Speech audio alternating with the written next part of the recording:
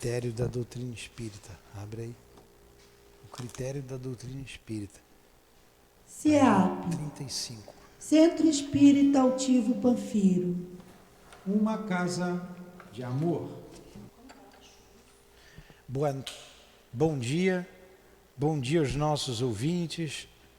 Daremos continuidade ao estudo da obra O Problema do Ser, do Destino.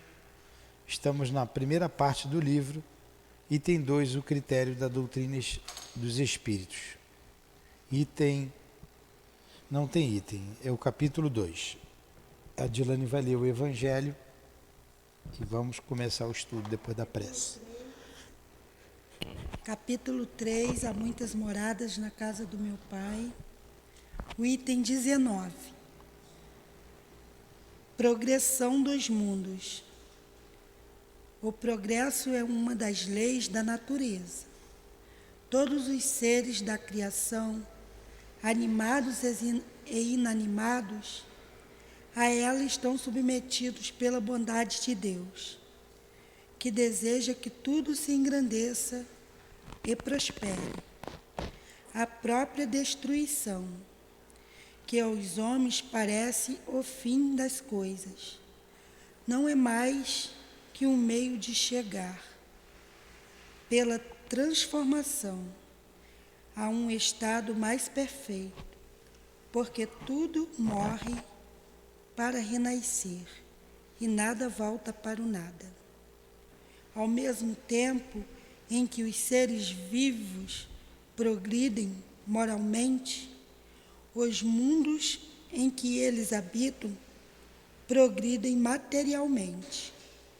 Quem pudesse seguir um mundo em suas diversas fases, desde o instante em que se aglomeram os primeiros átomos que serviram para constituí-lo, o veria percorrer uma escala incessante de progresso, mas em graus imperceptíveis para cada geração, e oferecer aos seus habitantes uma morada que eles mesmos avancem no caminho do progresso.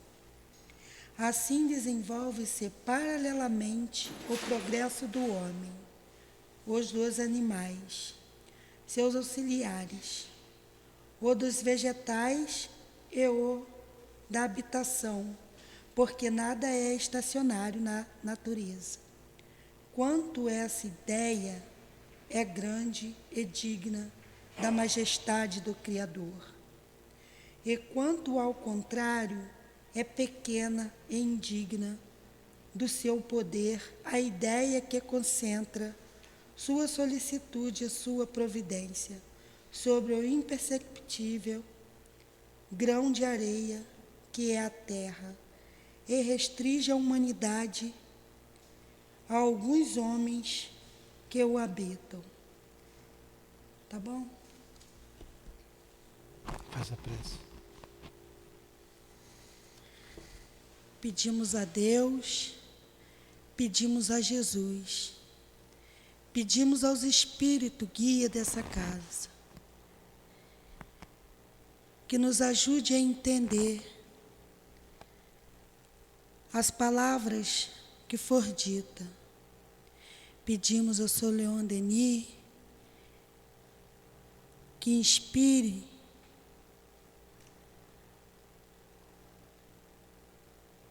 ao Sr. Nilton para que ele passe essa palavra e que a nós possamos entender. Pedimos ao Sr. Altivo, às irmãs queridas, que nos ajude, a Dona Lurdinha, que ajude a todos os cômodos dessa casa, a qual todos trabalham com amor. Peço, em nome de Jesus, mas acima de tudo, em nome de Deus, que iniciaremos os estudos Que assim seja. Em nome de Leon Denis, de Allan Kardec, do nosso altivo, do amor, do nosso amor. Em teu nome, Senhor. Mas acima de tudo, em nome de Deus, iniciamos então os estudos desta manhã. Que assim seja. Então vamos lá. A gente está no capítulo 2. O critério da doutrina e dos espíritos. Acharam?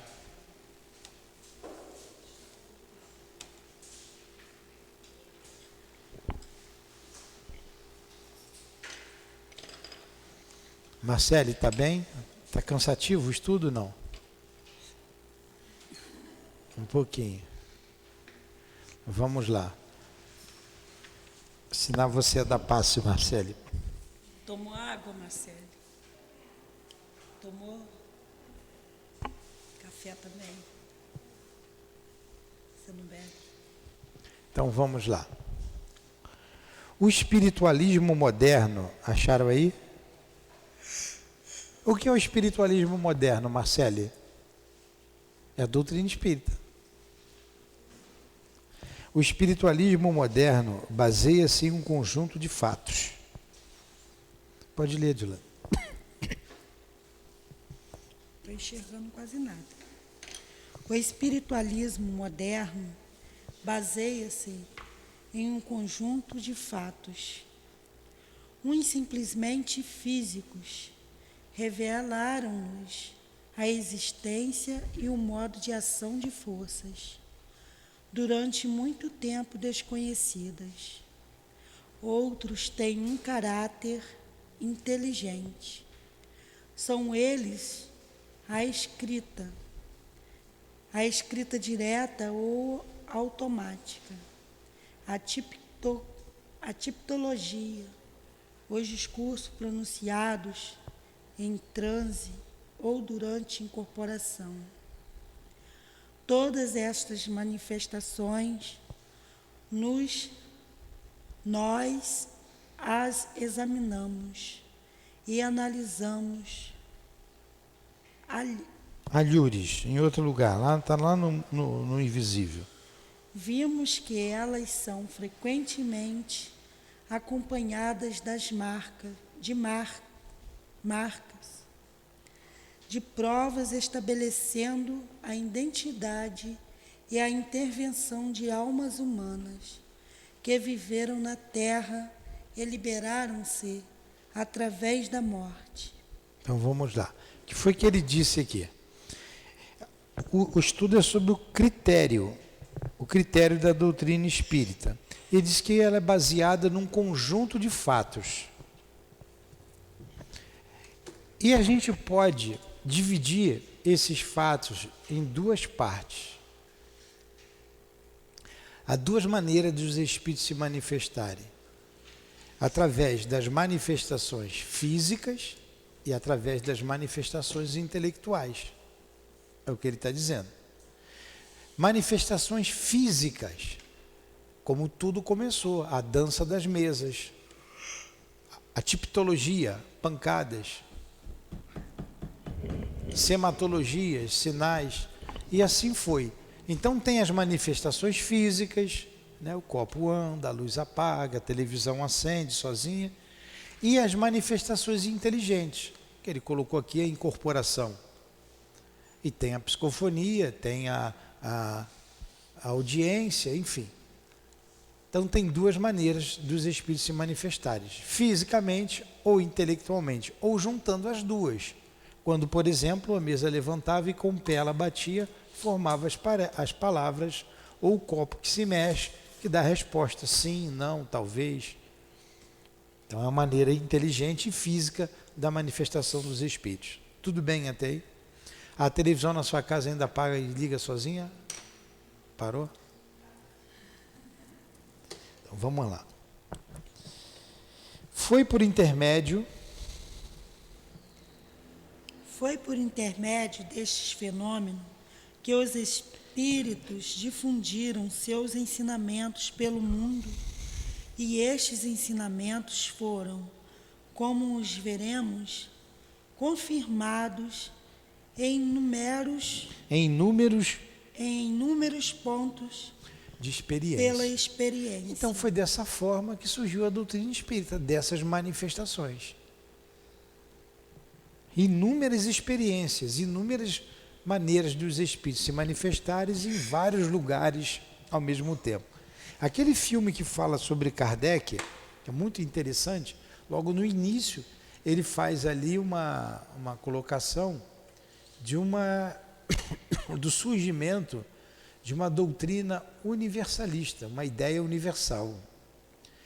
Aí ele coloca a primeira pergunta: que é Deus? Resposta de Bruxelas: inteligência suprema, causa primeira de todas as coisas. Que é Deus? Em outro país, num outro país, com médiuns diferentes, com ele ali, com as irmãs da família Budã, menina de 13 anos, com a sonâmbula, aquela médium sonâmbula. Todos responderam a mesma pergunta da mesma forma, em países, em lugares diferentes. Então ele chegou à conclusão que, por exemplo, Deus, a resposta dada pelos espíritos foi inteligência suprema, causa primeira de todas as coisas.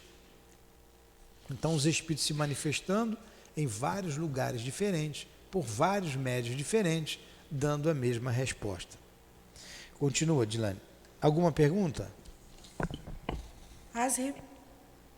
O novo espiritualismo dirige-se, portanto, ao mesmo tempo aos sentidos e às inteligências.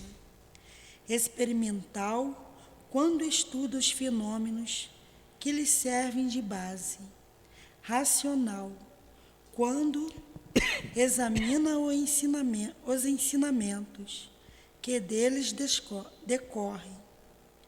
Constitui um instrumento poderoso para a pesquisa de verdade, já que pode servir simultaneamente em todos os domínios do conhecimento. Então ele disse que através do método experimental se concluiu todos esses tudo que nós temos. E qual é o método experimental? É através da mediunidade. E quando você analisa o fenômeno mediúnico, você tem uma base racional. O que daí surgiu? Os espíritas científicos. E quando você analisa a resposta, o conteúdo, é o lado filosófico da doutrina espírita. Daí surgiram os religiosos. Tinham até essas duas vertentes da doutrina espírita, os científicos e os religiosos. Mais para frente, coisa de homem, né? Mais para frente, Dr. Bezerra é que uniu aqui no Brasil os chamados científicos e os religiosos, que é uma coisa só. E tudo é dado através da experiência mediúnica, tá? Através da experiência mediúnica. Continua. Qualquer coisa vocês interrompam e perguntem, se coloquem, tá? As revelações dos espíritos, dizíamos, são confirmadas pela experiência, sob o nome de fluidos. Os espíritos nos ensinaram teoricamente e demonstraram na prática, desde 1850, a existência das forças imponderáveis que a ciência rejeitava a priori. Então vamos lá. Os espíritos falaram dos fluidos. As revelações dos espíritos são confirmadas pela experiência. Sob o nome de fluidos, os espíritos nos ensinaram teoricamente e demonstraram a prática desta ciência. Então, eles falaram sobre os fluidos. O primeiro, continua aí, o primeiro entre os sábios. O primeiro entre os sábios gozam de uma grande autoridade. Sr. Crook constatou mais tarde a realidade dessas forças e a ciência atual. Reconhece-lhes a cada dia a importância e a variedade, graças a descobertas célebres de... Que nome é esse? Esses nomes, Hess, Becker, Curie. Então esses sábios, esses homens de ciência descobriram a força. O Hertz, hoje a gente não fala na energia elétrica em Hertz. Então William Crookes descobriu o quarto estado da matéria. E os espíritos falaram isso, deram o nome disso de fluido, e esses homens de ciências descobriram. Aí o outro parágrafo, ó, os espíritos afirmavam e demonstravam a possibilidade da ação da alma sobre a alma, a qualquer distância, seu intermédio de órgãos, e essa espécie de fatos não provocava menos oposição à incredulidade. Ora, os fenômenos da telepatia, da sugestão mental, da transmissão dos pensamentos, observados e provocados hoje em toda parte, vieram aos milhares confirmar essas revelações. Continua. Os espíritos ensinavam experiência, a pré-existência, a sobrevivência, as vidas sucessivas da alma.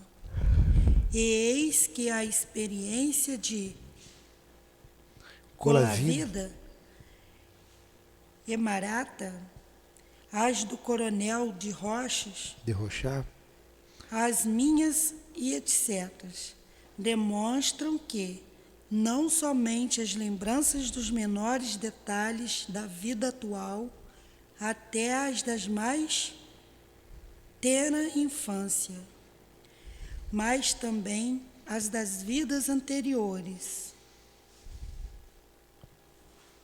ficam gravadas nas dobras ocultas da consciência. Todo um passado velado em estado de vigília reaparece, revive no estado de transe. Com efeito, estas lembranças puderam ser reconstituídas em um certo número de sensitivos adormecidos, como demonstraremos mais adiante, quando abordaremos mais especificamente essa questão. O que ele está dizendo aqui?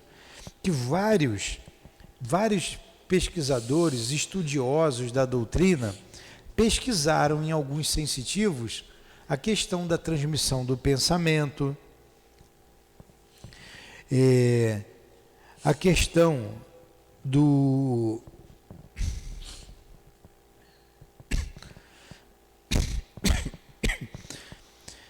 da transmissão do pensamento, e esses pesquisadores, como o Coronel de Rochá, Colavida, F. Marada, inclusive Leon Denis, vieram comprovar com isso a existência da alma. E ele continua: vê-se então que o espiritualismo moderno não poderia, a exemplo das antigas doutrinas espiritualistas, ser considerado como um puro conceito metafísico. Ele se mostra com um caráter absolutamente diferente e responde às exigências de uma geração educada na escola da crítica e do racionalismo, que se tornou desconfiada pelos exageros de um misticismo doentio e arrogante. Hoje em dia, crer não é mais suficiente. Queremos saber. Nenhuma concepção filosófica ou moral tem chance de sucesso, se não se apoiar em uma demonstração, ao mesmo tempo lógica, matemática e positiva. E se além disso não for coroada por uma sanção que satisfaça todos os nossos instintos de justiça, pode-se perceber que estas condições Allan Kardec as preencheu perfeitamente na magistral exposição contida em seu livro dos Espíritos. Então tudo isso foi comprovado através da experiência. a comprovação da manifestação dos espíritos. Pode-se perceber que estas condições Allan Kardec as preencheu perfeitamente na magistral exposição contida em o seu Livro dos Espíritos. Este livro é o resultado de um imenso trabalho de classificação, de coordenação, de eliminação relativamente a inúmeras mensagens vindas de fontes diversas. Olha aí o caráter universal da doutrina espírita. Olha o trabalho de Kardec, de coordenar todo esse trabalho, todas essas mensagens, eliminar as mensagens apócrifas, e porque viam mensagem de várias fontes, de várias partes do mundo, e mensagens que eram desconhecidas uma das outras. Trabalho que Kardec teve. E que o compilador eminente reuniu, depois de assegurar-se sua autenticidade. Teve o cuidado de descartar as opiniões isoladas, os testemunhos duvidosos, para conservar apenas os pontos sobre os quais a afirmação eram concordes. Por isso que quando a gente lê o Livro dos Espíritos, e as outras demais obras são parte do Livro dos Espíritos, elas sempre são racionais. Elas sempre têm um critério de racionalidade. As respostas dadas pelos Espíritos, as perguntas feitas por Kardec. Porque ele passou por uma análise. Essas respostas vieram de vários médiuns, várias fontes, de vários espíritos espalhados por vários lugares. Isso é o que dá o caráter universalista da doutrina. Olha o critério, está falando do critério da doutrina espírita, da análise, da coordenação, da separação, do que era opinião, do que era uma ideia comum, passando pelo critério da lógica, do raciocínio, e ele compilou então o Livro dos Espíritos. Este trabalho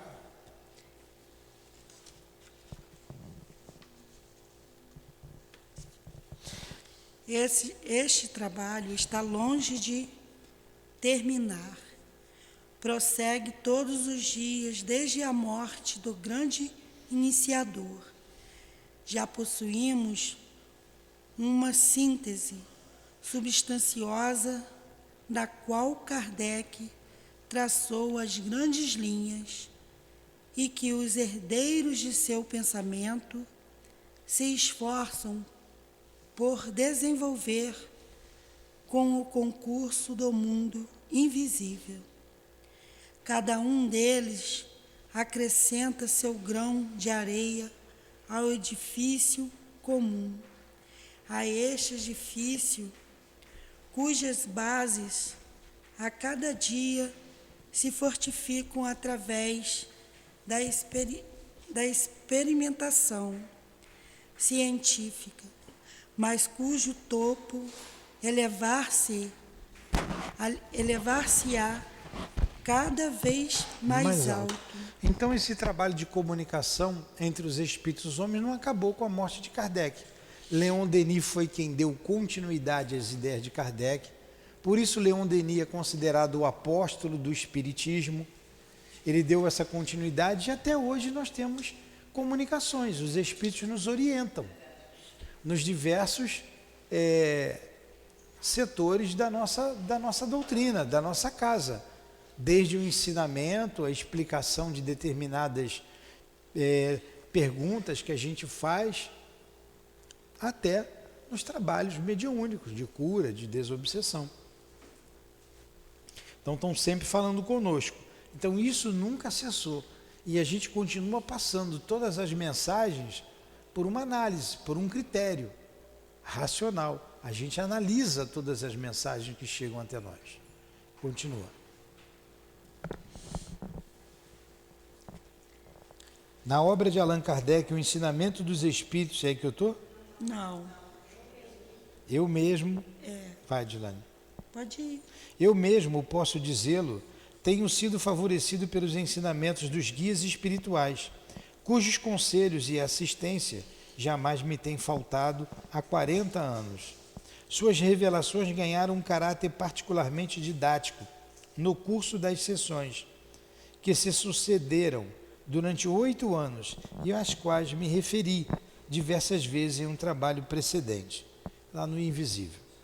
Na obra de Allan Kardec, Na obra de Allan Kardec, o ensinamento dos espíritos é acompanhado a cada questão de considerações, de comentários, de esclarecimento que põe em relevo com mais nitidez a beleza dos princípios e a harmonia do conjunto. É através disto que se mostram as qualidades do autor. Ele dedicou-se, antes de tudo, a dar um sentido claro e preciso às expressões que habitualmente compunham seu raciocínio filosófico. Depois, a definir limpidamente os termos que podiam ser interpretados com sentidos diferentes. Sabia que a confusão reinante na maioria dos sistemas provém da falta de clareza das expressões utilizadas por seus autores. Olha só, ele está fazendo aqui, falando de Allan Kardec, o critério que Allan Kardec teve para compilar a doutrina dos espíritos. Eu vou ler de novo porque é importante, tanto esse parágrafo como o outro. Olha só, na obra de Allan Kardec, o ensinamento dos espíritos é acompanhado a cada questão de considerações de comentários, de esclarecimentos que põem em relevo com mais nitidez a beleza dos princípios e a harmonia do conjunto. É através disto que se mostram as qualidades do autor. Ele dedicou-se, antes de tudo, a dar um sentido claro e preciso às expressões que habitualmente compunham seu raciocínio filosófico. Depois de definir limpidamente os termos que podiam ser interpretados com sentidos diferentes, sabia que a confusão reinante na maioria dos sistemas provém da falta de clareza das expressões utilizadas por seus autores. Outra regra não menos essencial em qualquer exposição metódica que Allan Kardec observou escrupulosamente é a que consiste em circunscrever as ideias e apresentá-las em condições que a tornem compreensíveis a qualquer leitor. Enfim, depois de ter envolvido estas ideias em uma ordem e através de um encadeamento que as ligavam entre si, soube tirar delas conclusões que já constituem, na ordem racional e na medida dos conceitos humanos, uma realidade, com uma certeza. Então, olha o trabalho de Kardec. Leon Denis falando, analisando como Kardec compilou a obra, o Livro dos Espíritos. O seu método, nós sabemos que ele era pedagogo e que ele foi discípulo de Pestalozzi. Ele era professor, ele era poliglota, ele era escritor. Allan Kardec tinha uma bagagem muito grande. As perguntas que ele faz no Livro dos Espíritos, não é qualquer um que faz aquele tipo de pergunta. E há um encadeamento nas perguntas e um encadeamento nas respostas. Então teve um critério, aquilo não foi aleatório. Perguntas ao vento. Não. E sabendo, todo mundo sabendo que ele estava fazendo esse tipo de pesquisa, as cartas chegavam a ele, de todo mundo. E ele analisava tudo, não deixava passar nada. Esta é a razão pela qual nós nos propomos adotar aqui os termos, o projeto, os métodos utilizados por Allan Kardec, como sendo mais seguros, reservando-nos o direito de acrescentar a nosso trabalho todos os desenvolvimentos decorrentes dos 50 anos de pesquisas e de experimentação realizada desde o aparecimento de suas obras. Então, Leon Denis se baseou em Kardec o tempo todo, ele não fugiu ao critério de Kardec. Aí ele disse assim, nessa obra a gente tem Kardec como base, e mais 50 anos de pesquisa que nós fizemos, que ele, Leon Denis, fez, que ele vai acrescentar aqui na obra. Vê-se então, por tudo isto, que a doutrina dos espíritos, cujo intérprete e compilador judicioso era Kardec, reúne, assim como os sistemas filosóficos mais apreciados, as qualidades essenciais de clareza, lógica e rigor. A doutrina espírita é clara, é lógica e rigorosa. Não é qualquer um que faz isso, não. Não é, não. Aí você vê a união do pensamento de Leon Denis com Allan Kardec. Eles foram contemporâneos, né? Estiveram juntos. E ele termina esse entendimento aqui, esse parágrafo, dizendo assim: entretanto, o que o sistema algum podia oferecer é um imponente conjunto de manifestações, com cujo auxílio esta doutrina firmou-se no mundo. Nenhum outro sistema. O que é um sistema? É um conjunto de ideias. Tem vários sistemas que querem contradizer Allan Kardec. A gente vê isso lá no Livro dos Médiuns. E ele refuta um por um os sistemas, dizendo que não tinha espírito ali, que não havia nenhum. Então tem várias ideias. Por exemplo, o sistema do demônio, demoníaco. O sistema da alucinação. E por aí vai. Só que nenhum sistema poderia oferecer o que ofereceu a doutrina espírita. Essa robustez de manifestações, que ele colocou aqui, um imponente conjunto de manifestações, com cujo auxílio esta doutrina firmou-se no mundo, primeiramente, e em seguida pôde ser verificada a cada dia em todos os lugares. Ela se dirige aos homens de todas as classes, de todas as condições, e não apenas aos seus sentidos, à sua inteligência, mas também àquilo que há de melhor neles, sua razão, sua consciência. Hoje a gente estava conversando aqui cedo, né? Tem gente que não tem a percepção do mundo espiritual, não tem essa mediunidade ostensiva, mas através da razão, através do estudo claro que Kardec nos dá, não deixa nenhuma dúvida a respeito da existência dos espíritos. Posso afirmar para vocês, vou fazer 63 anos, eu nunca vi espírito. Nunca vi. Então não tem essa sensibilidade que as pessoas têm aí, que vê, que escuta, que escreve. Eu nunca comi, como é que é? Só ouço falar. Nunca vi, não comi, só ouço falar. Mas é tão lógica a doutrina, é tão clara, a clareza de Kardec é tão grande, a capacidade dele foi tão grande, que não deixa a menor sombra de dúvida sobre a existência do mundo espiritual. É só você ler. Está tudo mastigada. Fácil de entendimento. Todo mundo pode saber, fala a razão, fala a cada um de nós a existência do mundo espiritual. Estas potências íntimas não constituem, então, em sua união, um critério de escolha entre o bem e o mal, entre o verdadeiro e o falso, mais ou menos claro ou velado, evidentemente, segundo o grau evolutivo das almas, mas que se encontra em cada uma delas, como um reflexo da razão eterna da qual emanam. Há duas coisas na doutrina dos espíritos: uma revelação do mundo espiritual e uma descoberta humana.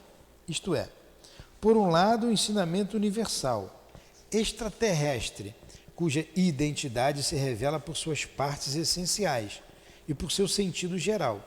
Por outro lado, uma confirmação pessoal e humana, conseguida através de regras da lógica, da experiência e da razão. A convicção que daí decorre se frutifica e se refina cada vez mais, à medida que as comunicações se tornam mais numerosas E por isso mesmo, os meios de verificação se multiplicam e se aplicam. Olha, eu sei que isso aqui é um pouco maçante, né? Mas tem que ler. Tem que ir lendo aqui, que é o raciocínio de Leon Denis. Então ele colocou que na doutrina espírita há o lado extraterrestre, que vem do mundo espiritual, com a sua lógica, com a sua racionalidade, e o lado humano, que é o que faz a experiência, que é a mediunidade, que é a análise nossa das respostas dadas. Tudo bem até aí? Pergunta?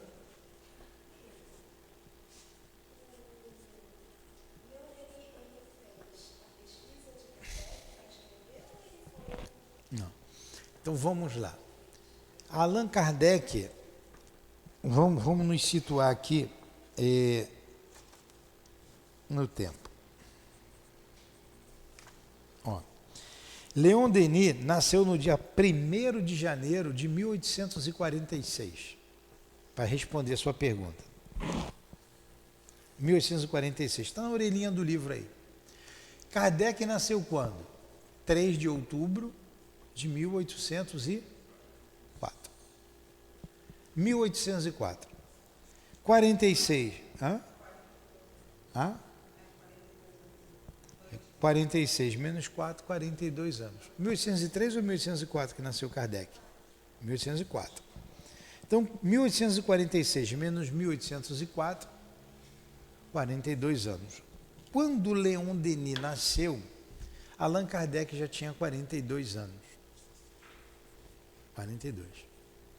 Em 1855, o Kardec começou a analisar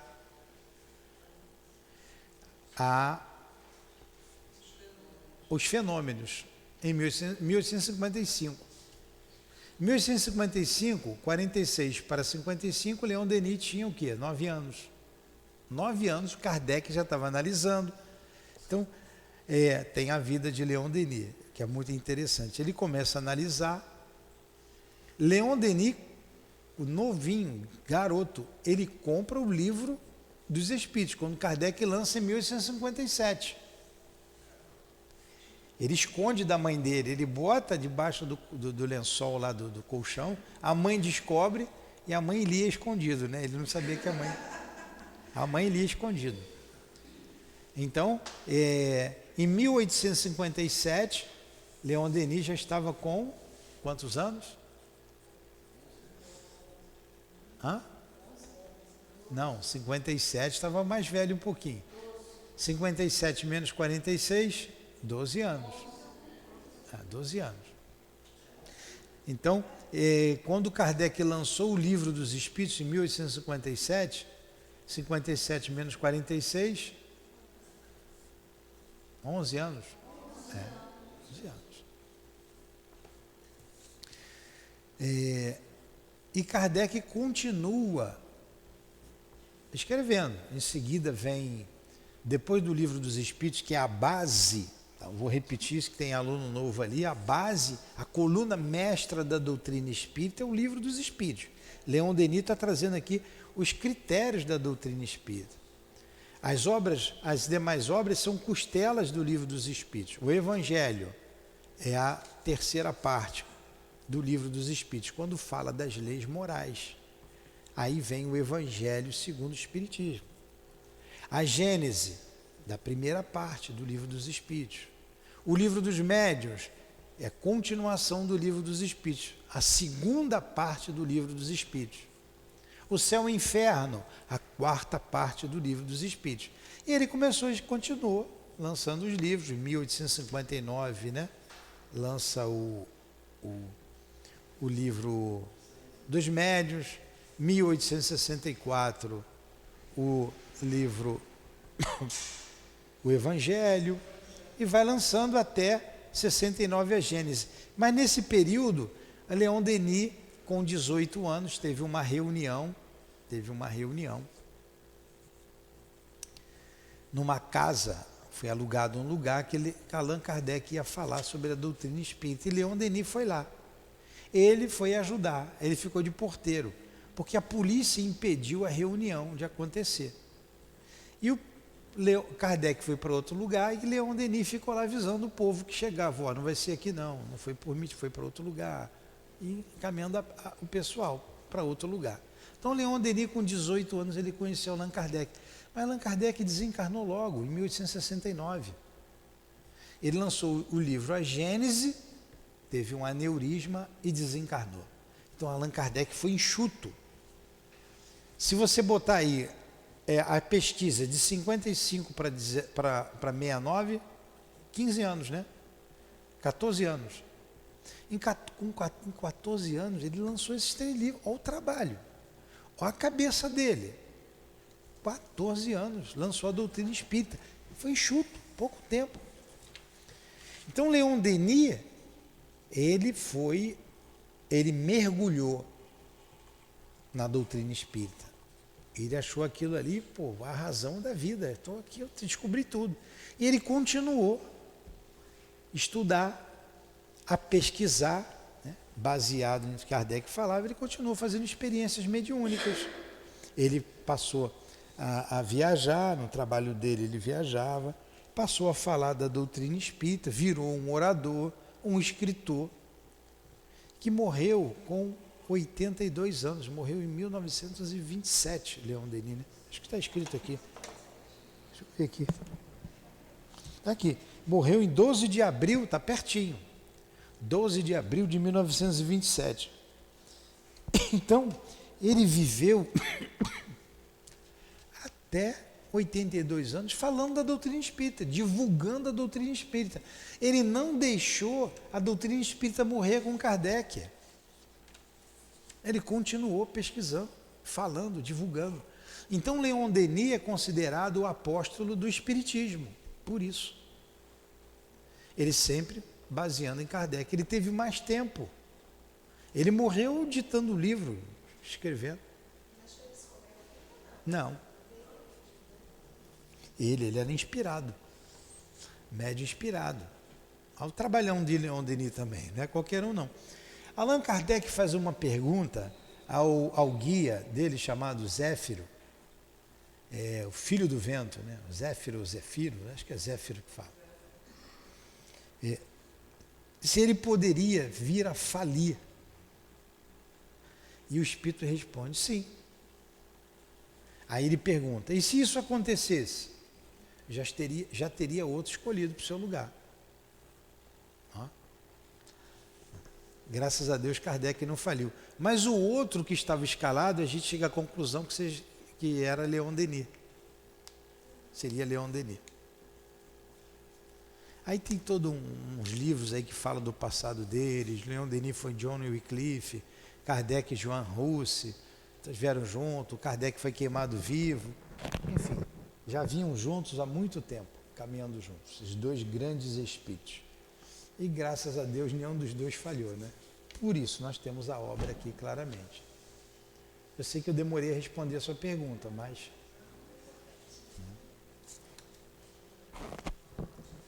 Onde que nós paramos?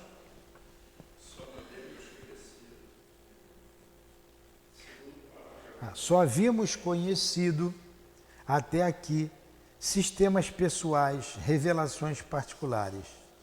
Hoje são milhares de vozes, as vozes dos mortos que se fazem ouvir. O mundo invisível entra em ação e entre seus agentes, eminentes espíritos deixam-se reconhecer pela força e pela beleza dos seus ensinamentos. Os grandes gênios do espaço, alavancados por uma impulsão divina, vêm guiar o pensamento em direção a radiosos cimos. Não há aí uma concepção mais vasta e grandiosa que todas as do passado? A diferença dos meios revela-se igualmente nos resultados. Comparemos. Então, olha só, as vozes continuaram com Leon Denis. Como hoje a gente tem orientação dos espíritos que não foge à doutrina espírita. Não foge a esse caráter universal. Não foge, a gente não recebe orientação do altivo? A gente recebe.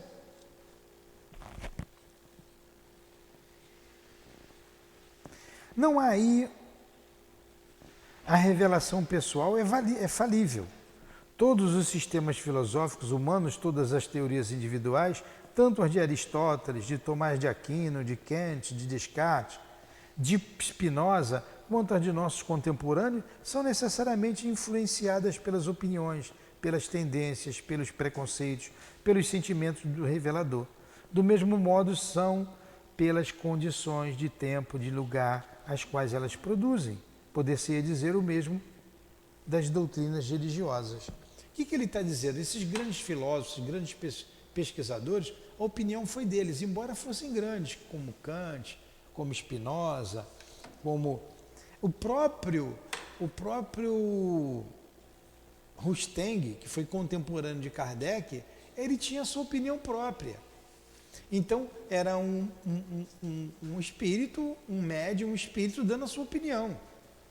E o evangelho, tem os 4 evangelhos de Rusteng, ele é incompatível, não é compatível com o que Kardec fala a respeito de Jesus, mas é a opinião dele. Você tem outros espíritos que têm as suas opiniões. O Ramatiz tem a opinião dele, tem os livros de Ramatiz.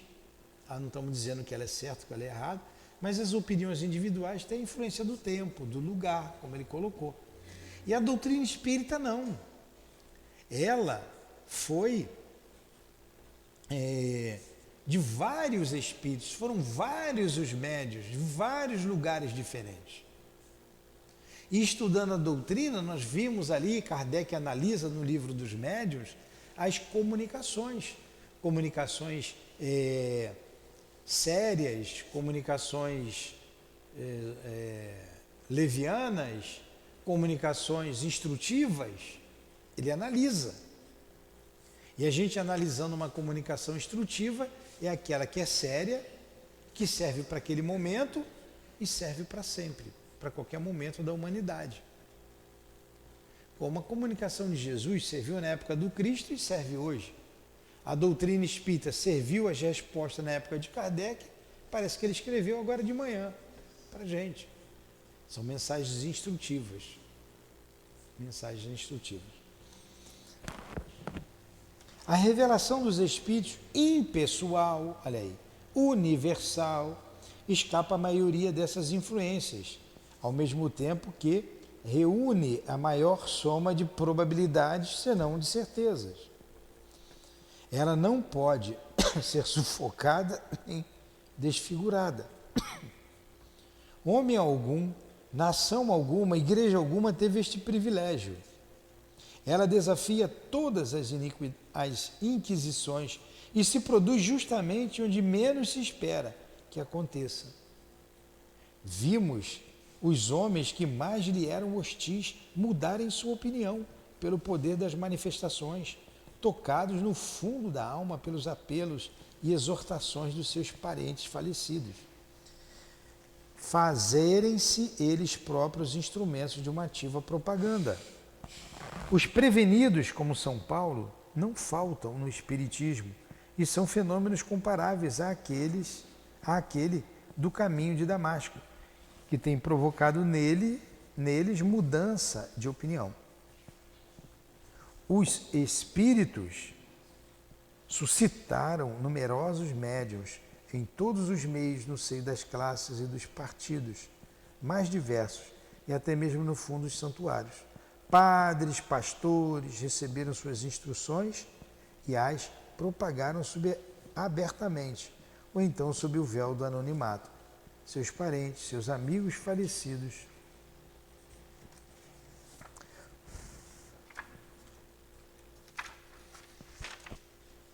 passaram a exercer junto a eles as funções de mestres e de reveladores, acrescentando a seus ensinamentos provas formais irrecusáveis da sua identidade.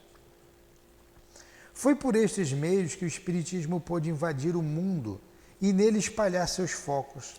Há uma concordância majestosa em todas estas vozes que se elevaram simultaneamente para fazer com que nossas sociedades céticas ouvissem a boa nova da sobrevivência e para fornecer a explicação dos problemas da morte e da dor.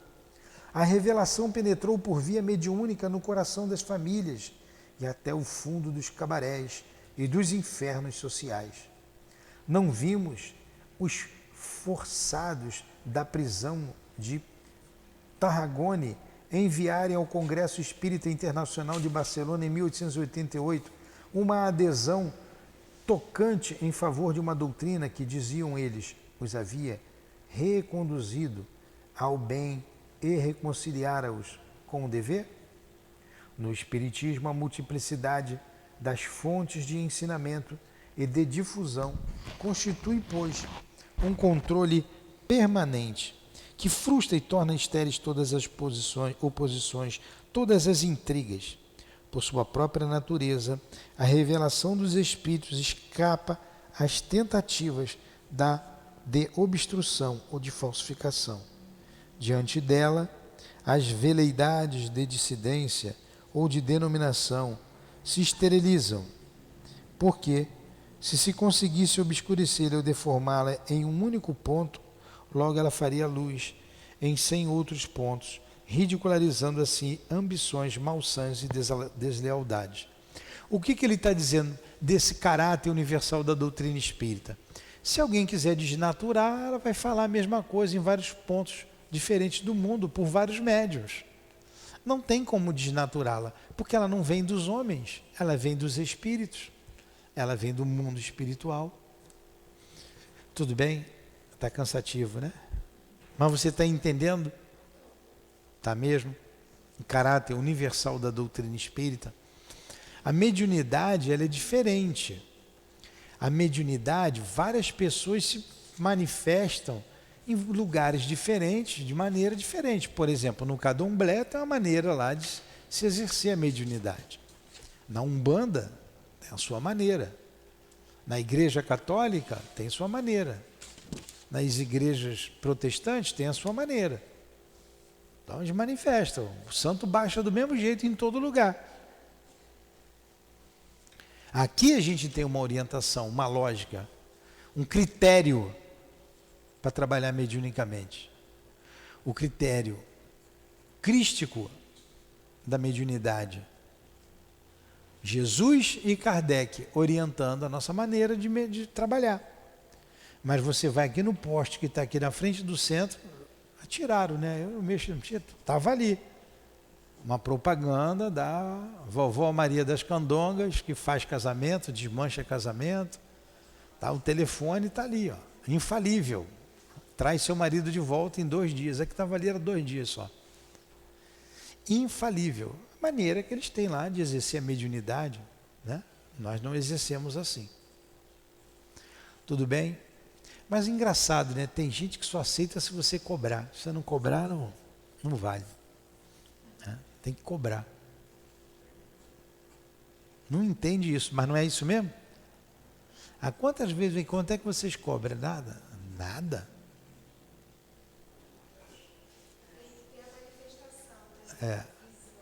E essas que falaram que não ia cobrar nada, teve uma que exigiu falar com o espírito. Eu quero falar com os espíritos. Pastor, eu não te cobrei nada? Ela, mas eu quero falar, eu quero ver com o espírito. Eu falei, mas ele não vai dizer nada mais do que eu estou dizendo para a senhora. É ele que... eu não escuto o espírito, mas eu tive que dizer, é ele que está mandando dizer isso para a senhora. A coisa era tão óbvia, o que ela queria saber, que eu disse para ela, ó, ele está mandando dizer isso para a senhora. Aí pedi para ela voltar, para estudar, para trabalhar. Estamos esperando até hoje ela voltar. Né? Talvez se eu desse uma bufada ali, cobrasse um dinheirinho dela, ela estaria aqui, né? Mas não bufei, não fiz careta nenhuma. Estava com a minha roupa normal, não botei uma roupa diferente, não valeu para ela. Mas o que eu falei para ela foi o óbvio. O óbvio. Né? O que era aquilo que estava acontecendo com ela? Eram fenômenos físicos na casa dela. E o que ela deveria fazer? Estudar e trabalhar. Precisava baixar o Dr. Bezerra lá para falar isso para ela? Mas ela queria era isso. Então, está na hora da gente parar. Neste imenso, vamos parar aqui? Eu estou descansando. Não, falta essa página para a gente parar aquela ideia, né? Vamos parar ali na estrelinha, então. Ó, eu vou ler direto aqui. Neste imenso movimento, né, aqui que eu estou, revelador, as almas obedecem às ordens vindas do alto. Elas mesmas o declaram. Sua ação é regulamentada de acordo com um plano traçado previamente. Olha, as ordens vêm do alto. Uma vez aqui o altivo falou para a gente, olha, nós recebemos ordens. A casa aqui não está solta.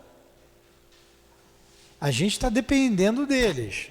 Estamos aqui recebendo orientação, né? Durante os estudos, a gente o pensamento está preparado para isso, a gente recebe as orientações, por onde caminhar, a gente tem algumas questões sempre, perguntas, eles vão orientando a gente. Mas eles recebem ordem do mais alto. Esse mais alto de todo é Jesus, que faz a vontade de Deus. Então, ó, vem um funil. Ó. Quando o trabalho é sério, é isso aqui. Aí está aqui o altivo, o diretor da nossa casa, ó, já está subordinado ao mais alto. Né, que é o chefe dele lá, quem são os chefes, mas vai chegar Jesus, vem. Então, se a gente conspurcar alguma coisa, ou quiserem nos calar, não pode mais falar, ninguém pode prender os espíritos, eles vão falar aqui e acolá. Eu tenho certeza que na Coreia do Norte, na Índia não, na China, nesses países totalitários, em Cuba, na Venezuela, tem muito médium, e que fala dentro de casa na encolha, ninguém sabe. E uma hora vai explodir lá também a mediunidade. Já explodiu, mas uma hora vai ser divulgada. Então, a gente vai seguindo, ó, as ordens do mais alto. Qual é a orientação, altivo? Qual é a orientação? É essa. Ó, é sempre Kardec e Jesus, disciplina no trabalho. Vamos embora. Vamos ter disciplina, vamos ter amor, seguir Kardec, Jesus, estudar e ir tocando a casa dessa forma.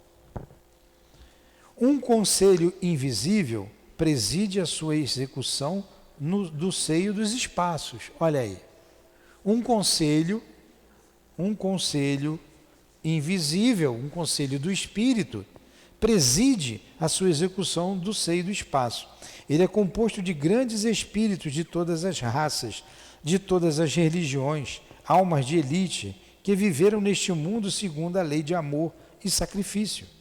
Estas potências benfazejas planam entre o céu e a terra, unindo-os com um rastro de luz, pelo qual sobem incessantemente as preces e descem as inspirações.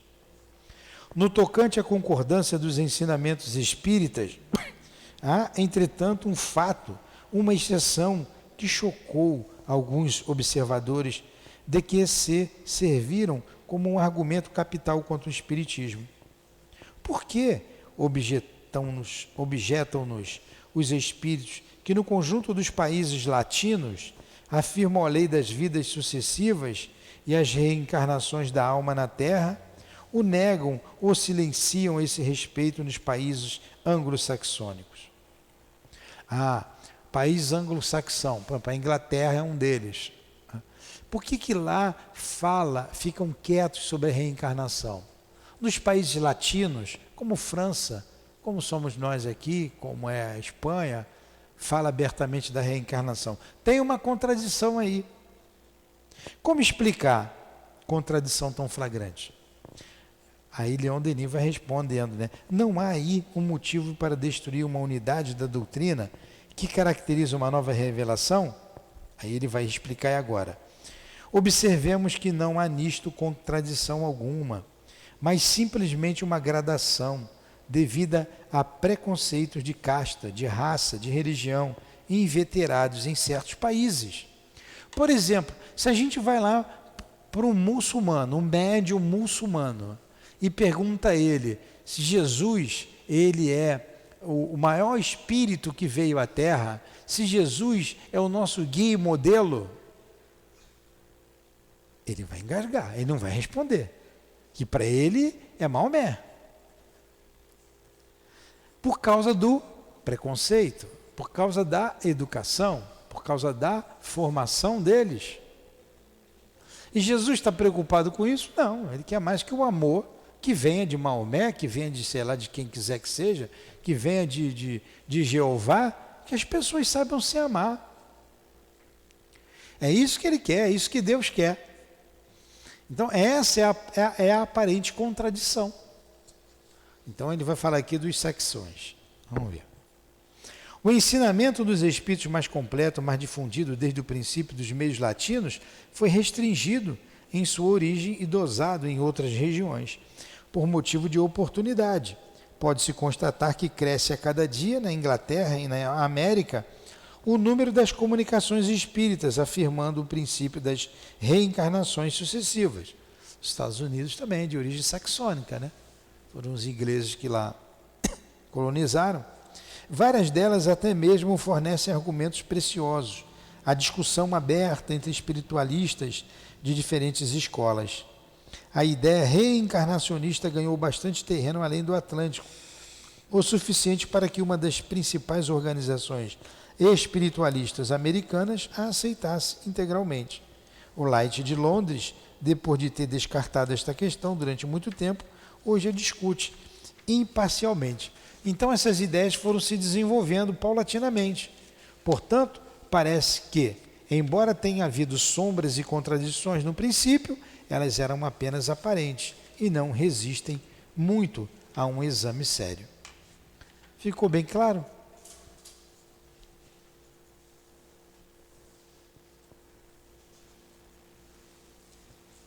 Vamos parar por aqui. Eu acho que foi bom o estudo, não foi? Esse estudo aqui do problema do ser, a gente tem que ir lendo. Quanta coisa Leon Denis falou aqui de Kardec, né? Amanhã vocês vão fazer palestra sobre Kardec, já sabe, tem coisa dessa aqui, ó. Vocês gostaram? A senhora gostou? Ah, que bom.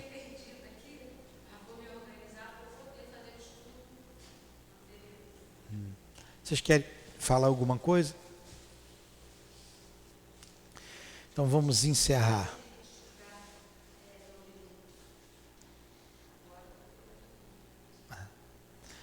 Então, amado Jesus, muito obrigado por nos proteger, por nos amparar, por autorizar esses estudos, divulgando a doutrina espírita com Leon Denis, divulgando Kardec. Obrigado por tudo, obrigado Allan Kardec, obrigado Leon Denis. Amigo querido, muito obrigado pela inspiração, pelo teu apoio, pelo teu carinho junto a nós. Obrigado, altivo, que Deus te abençoe sempre. Obrigado aos guias da nossa casa, que Jesus abençoe a todos vocês. Em nome da direção espiritual da nossa casa, em nome de Leon Denis, de Kardec, em nome do amor, do nosso amor. Mas acima de tudo, em nome de Deus, nosso Pai Todo-Poderoso, e de Jesus de Nazaré, encerramos os estudos da manhã de hoje, em torno do livro O Problema do Ser e do Destino. Que assim seja.